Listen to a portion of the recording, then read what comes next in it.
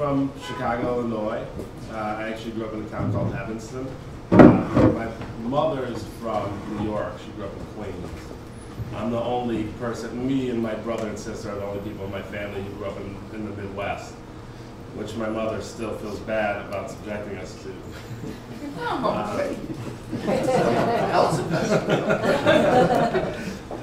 But I'm very much kind of a boy from the Midwest. My mother was a history professor at Northwestern University, and that's what brought us to the Midwest. And she went on to become dean and provost at another smaller college in the Midwest. So a lot of my early history revolves around history. My father ran his own electronics company where he mostly sold CB radios and repaired CB radios. Some of the younger people in the room don't know what the fuck I'm talking about. But community band radio was really popular at a certain point. And the difference in the culture between community band radio, which both reaches out into the world, and cellular culture, is that on a cell phone you actually call somebody specifically. On a CB radio you just call into the world. And so I spent a lot of my earlier years just calling out into the world.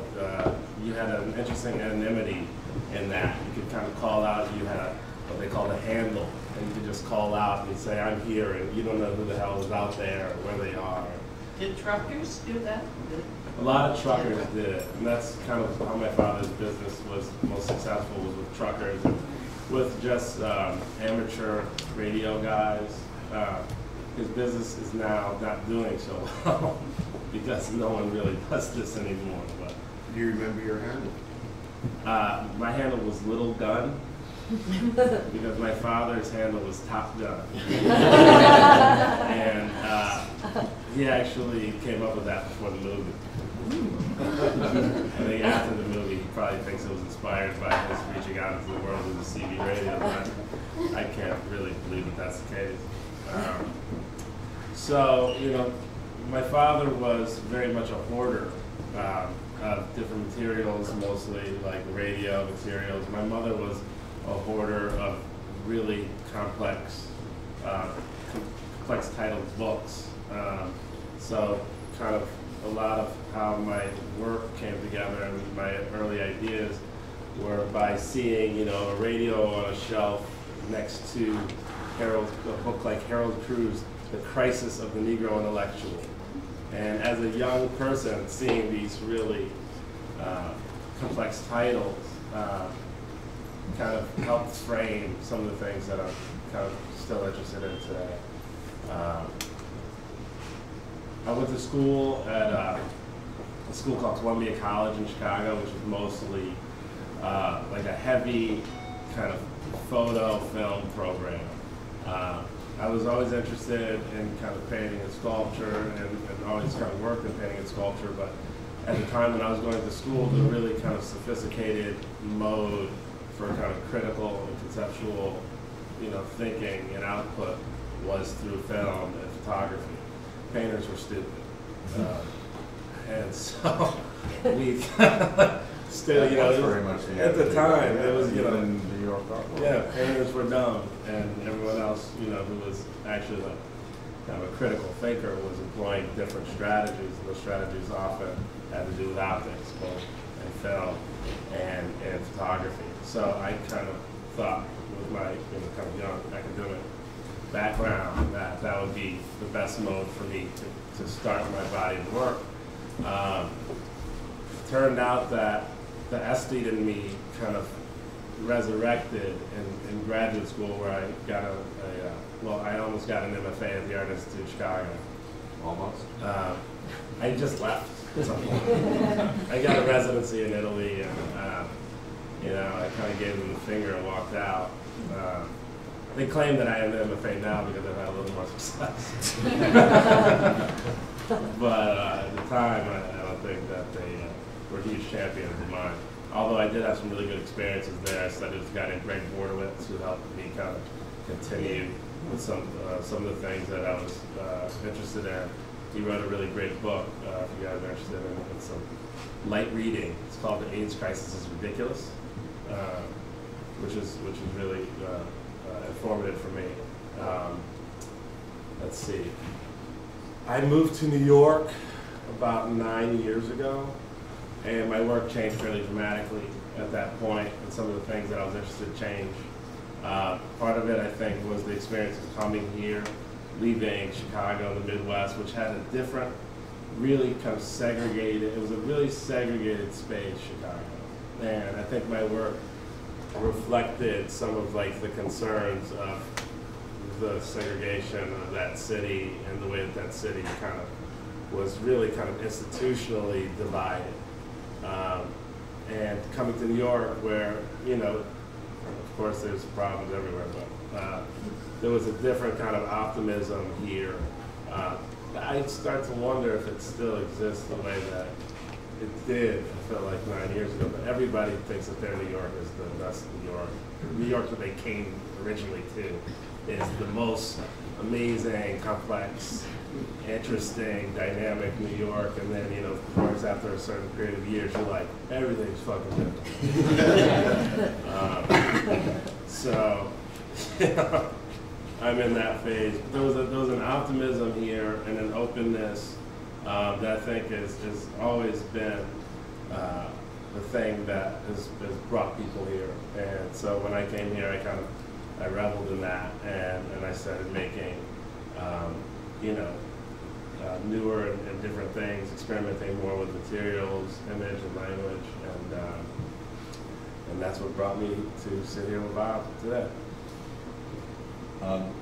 In your work, there's like this tension, I think, both between formalism, and an art that's more cultural and political, and even in your, I mean, the way you make some of the work I saw, the way, you know, the floorboard pieces and the mirrors that you scratch and then splatter with black soap, and floorboards that you brand with like the rifle target. And that all seems to be a reflection of this tension between an art that comes out of your experience as an African American and a desire to move beyond that and you know, deal with an art that's more about the materials and formal. I mean, you've been quoted as saying that there is this contradiction, which you hope never ends, because that maybe is what gives the tension to your work. I'm wondering if I'm on the right track along, you know. No, I think very much. You know, I think contradiction is the thing that's kind of most interesting and produces kind of the most kind of engaging starting point around an artist conversation. And I think that there's always been a tension in my work. At a different stage, and for those of you who are in any way familiar with my project, you know, I started making these kind of mirror shelf works, and I thought that they were initially this really kind of hardcore conceptual investigation of nowness, right?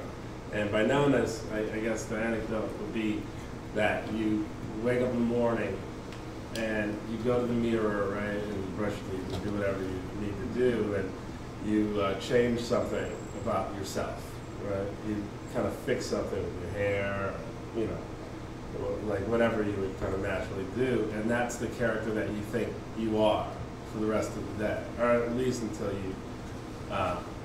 you see yourself again.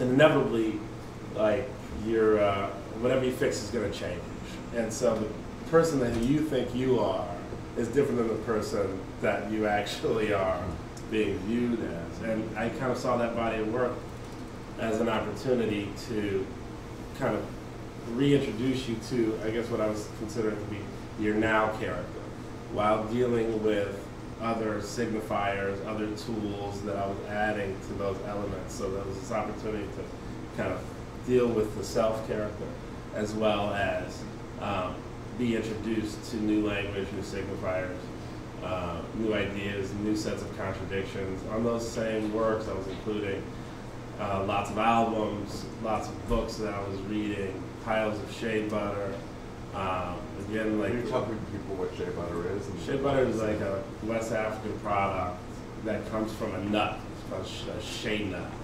I was originally introduced to it while traveling through West Africa. Actually, my mother would keep it in the house when I was young. I come from a different generation of Afrocentrism. We call it third wave Afrocentrism. And one of the things I've said in the past is, you know, Afrocentrism at the time that I was growing up felt like a religion of sorts. Like my mother had an afro and the shikis, and so we lived in this. Kwanzaa, yeah, we celebrated Kwanzaa. You guys know what Kwanzaa is? People still do that. Yeah. So it was like a religion of sorts. But the interesting thing that happened is when I turned like 13, and I find that to be really kind of interesting. When I turned 13, my mother, like, you know, got a sob. You know, like she got like, she got tenure, you know? And Norwegian. yeah, she became like a suburban, like mom. She got like a sob, and, you know, she stopped wearing the shikis and shit. And, yeah, you know, she's like, you know, wearing like, you know, it was just a completely different woman in some way. I mean, not politically, not in her mind, but just in her outer wear. So I always equated it to being Jewish, getting bar mitzvah, and then the next day your parents are like, we're not Jews anymore.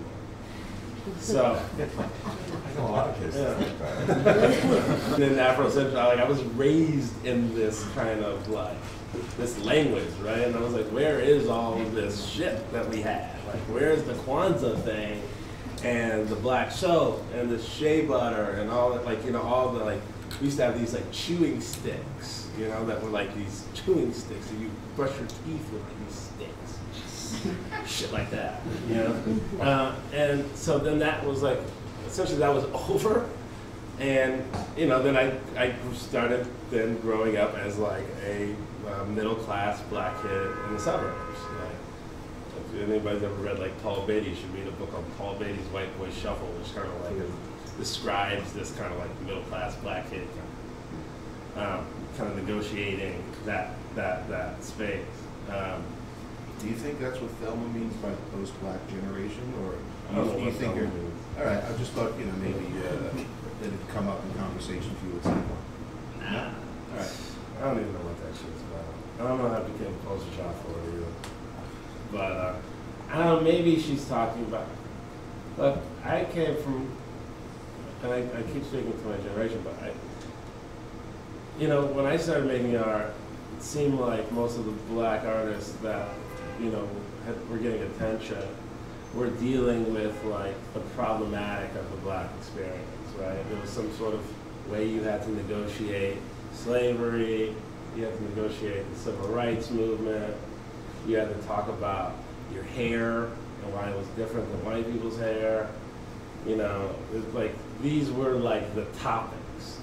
And I was like, what the fuck do I have to talk about this stuff? You know, like, there's a great Aaron Magruder who wrote I used to have a comic called Boondocks. He said, why do all black people think that they were chased by dogs and sprayed by hoses?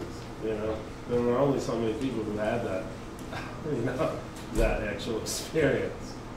Some people are offended when I say shit like that, but it's really true. I grew up in Evanston, you know, I had a dog.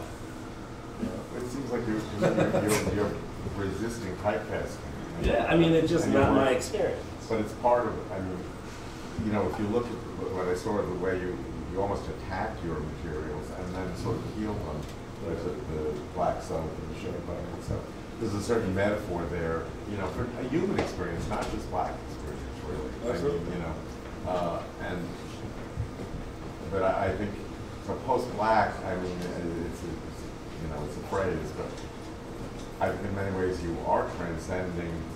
You know, I think good art should be universal. It shouldn't just, in my opinion, shouldn't necessarily just be feminist or leftist or rightist or gay or black, because then it's more in the realm of politics and propaganda, I think. Absolutely. There's got to be,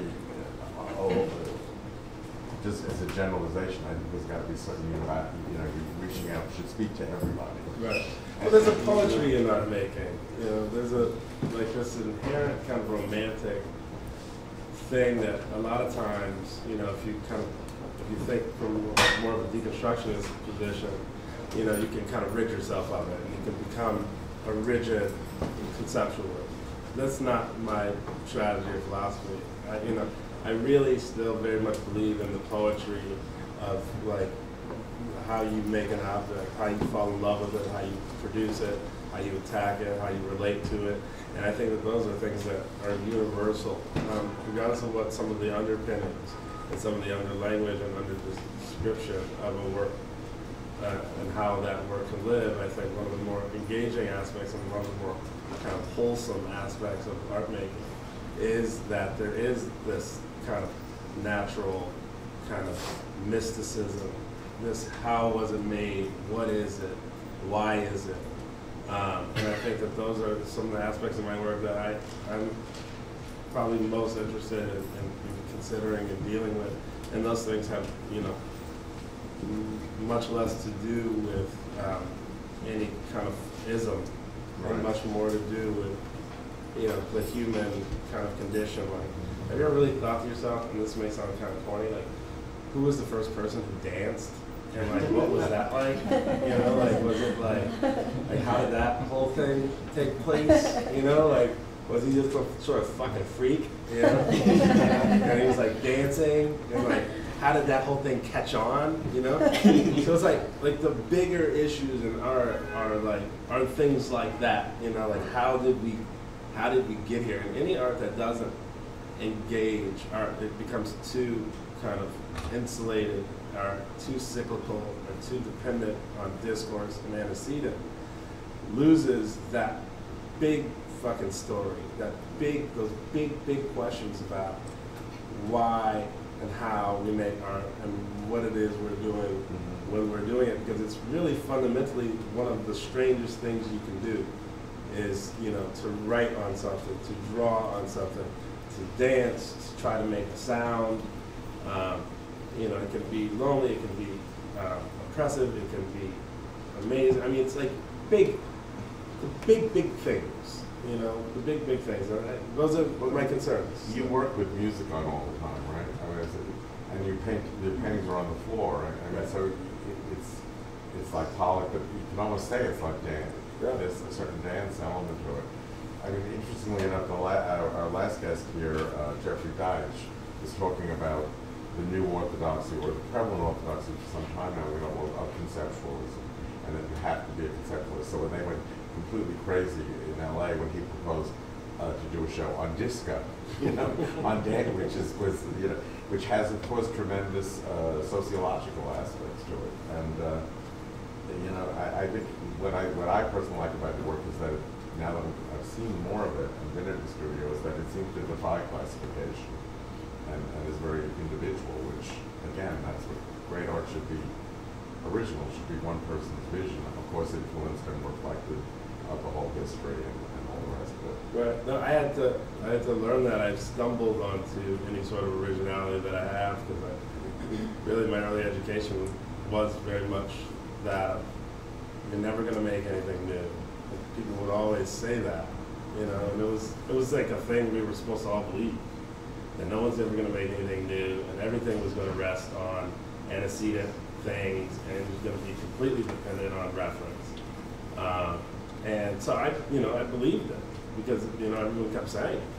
It turns out I think that's not true at all. You know, I think that there's an opportunity for every artist to produce kind of new language, and part of what that new language and how that new language is going to be born is through kind of the author having a very different experience than any other author. Like your life experience and the way that you've negotiated and navigated your skill set and training, et cetera, are so inherently different than anyone else's that if you really kind of in any way believe that your experience is authentic and interesting, then there's always an opportunity to make something fresh, you know, new, because it's coming from a different perspective. You know, I'm rarely ever this, maybe it's because I'm sick, but I'm not really this romantic. I'm not like something is going wrong. With him, I'm feeling my own mortality or something.